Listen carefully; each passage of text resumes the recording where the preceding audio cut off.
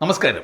നവീൻ ബാബു കേസിൽ CBI അന്വേഷണം വേണമെന്ന അദ്ദേഹത്തിൻ്റെ കുടുംബത്തിൻ്റെ ആവശ്യം അനുഭാവപൂർവ്വം പരിഗണിച്ച് സംസ്ഥാന സർക്കാർ അക്കാര്യം കേന്ദ്ര സർക്കാരിനോട് ശുപാർശ ചെയ്യും എന്നുള്ളതിനുള്ള സാധ്യത തെളിഞ്ഞതോടുകൂടി CPMൻ്റെ കണ്ണൂർ ജില്ലാ സെക്രട്ടറി KK രാഗേഷും അതുപോലെ മുൻ ജില്ലാ സെക്രട്ടറി MV ജയരാജനും അതിനെതിരെ ഒരു തീരുമാനത്തിനെതിരെ രംഗത്ത് വന്നിരിക്കുകയാണ്.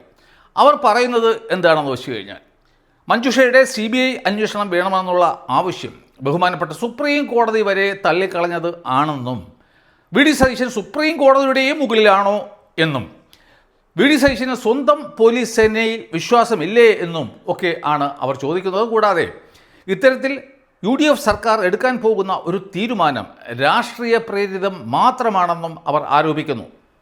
എന്താണ് CBI? 1946 Delhi special police establishment ആക്ടിൻ്റെ അടിയിലാണ് ഈ CBI പ്രവർത്തിക്കുന്നത്. സാധാരണഗതിയിൽ അവർക്ക് ദേശീയ തലത്തിലും അന്തർദേശീയ തലത്തിലും ഒക്കെ ഉള്ള കേസുകൾ അന്വേഷിക്കാൻ കഴിയും. എന്നാലും സാധാരണഗതിയിൽ അവർക്ക് അന്വേഷണം നടത്താൻ യൂണിയൻ ടെറിട്ടറിക്ക് അടിയിൽ മാത്രമേ അധികാരമുള്ളൂ.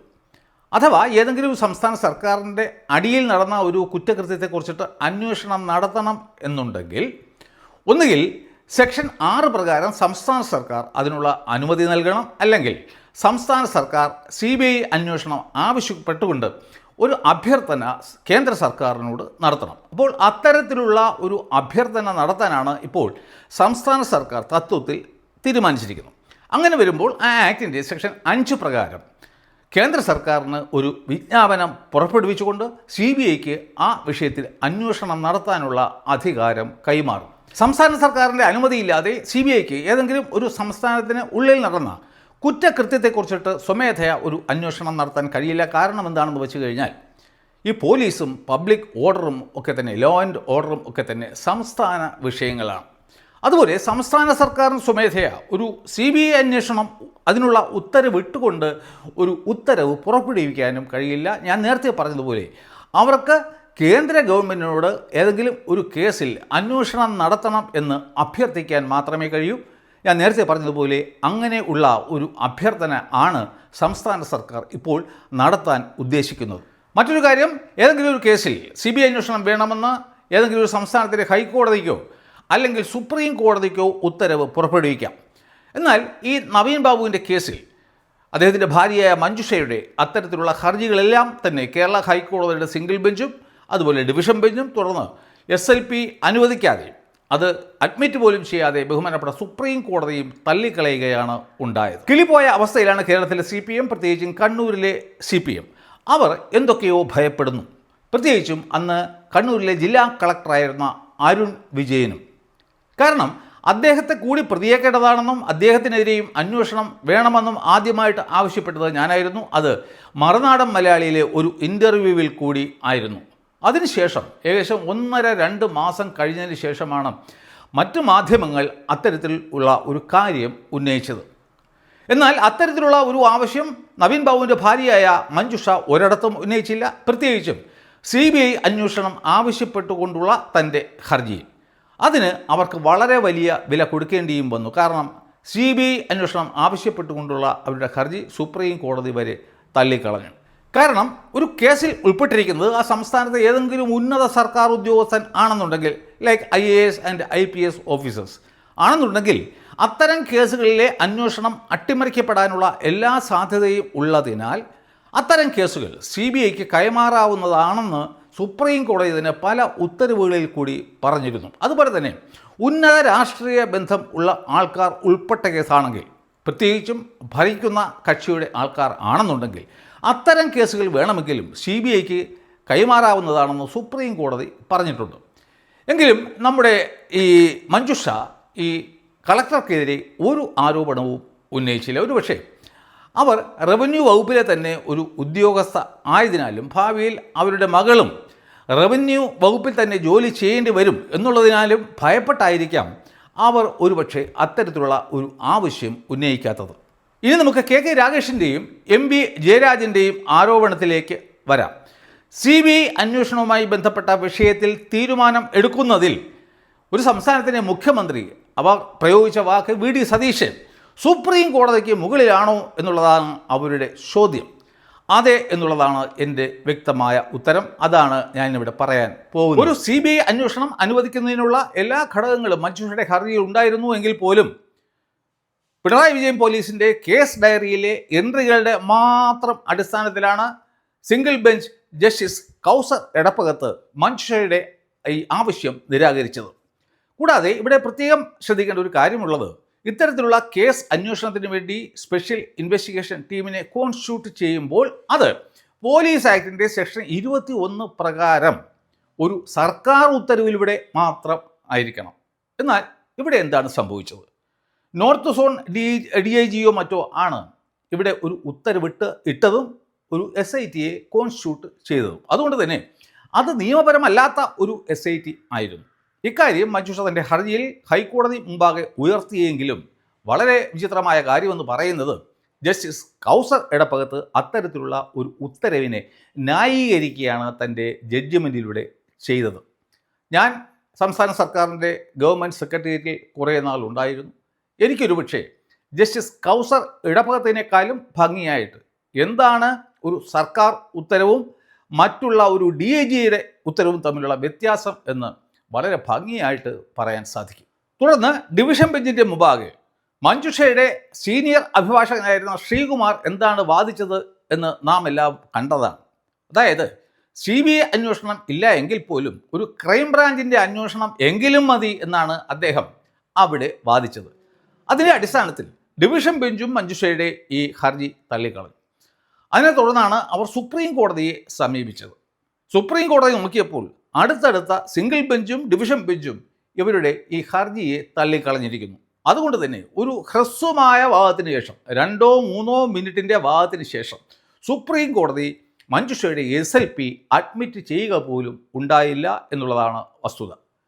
നവീൻ ബാബുവിൻ്റെ കുടുംബം ഒരു പാർട്ടി കുടുംബം ആയിട്ട് പോലും ആ കുടുംബത്തിൻ്റെ CBI അന്വേഷണം വേണമെന്നുള്ള ആവശ്യത്തെ ശക്തിയുക്തം പിണറായി സർക്കാർ കോടതിയിൽ എതിർക്കുന്ന കാഴ്ചയാണ് നാം കണ്ടത്.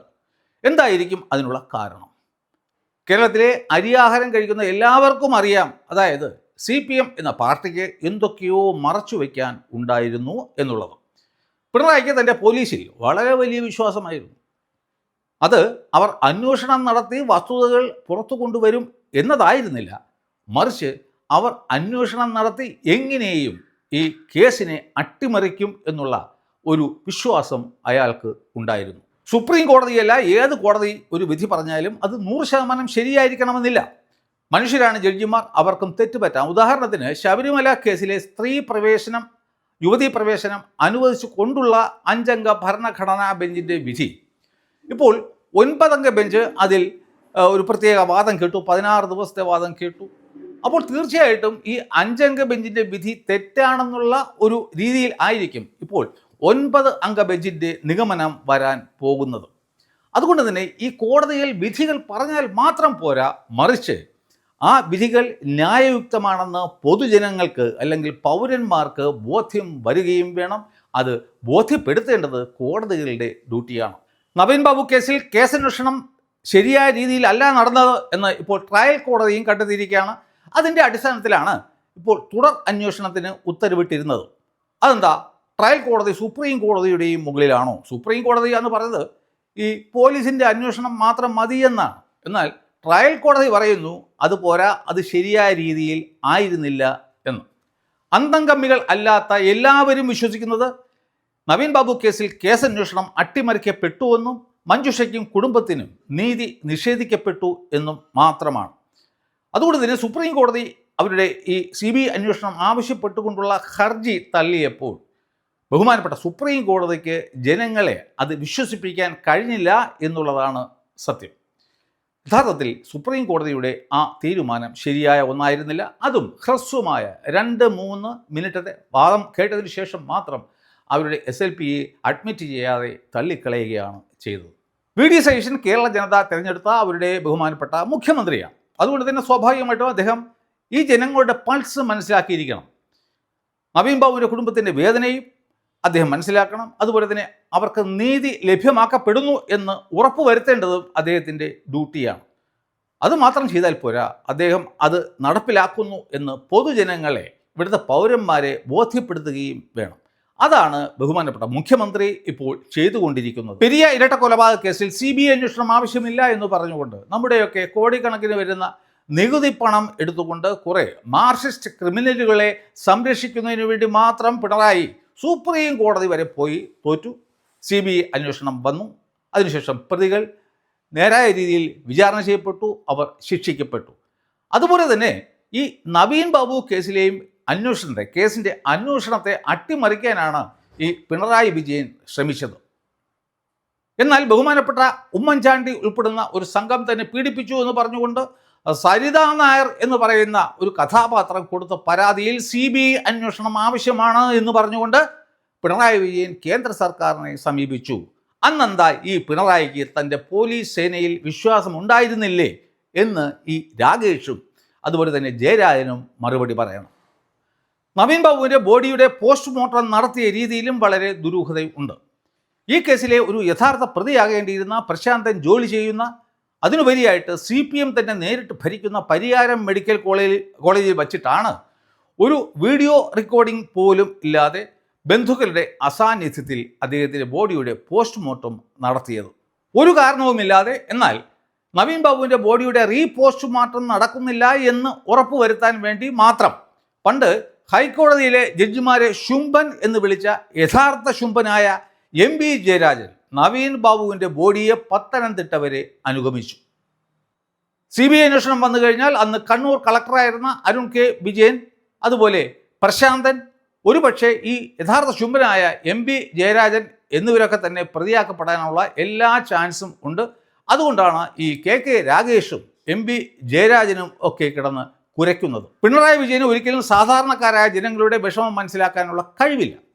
1969 നിസ്സഹായനായ വാടിക്കൽ രാമകൃഷ്ണൻ എന്ന് പറയുന്ന മനുഷ്യനെ മഴുകൊണ്ട് വെട്ടിക്കൊലപ്പെടുത്തിയ കേസിലെ ഒന്നാം പ്രതിയായിരുന്നു പിണറായി വിജയൻ. അന്ന് ഈ പാർട്ടി ആ കേസിലെ സാക്ഷികളെ ഒക്കെ തന്നെ വിരട്ടി. അവരാരും കോടതിയിൽ പോയിട്ട് സാക്ഷിമൊഴി പറഞ്ഞില്ല.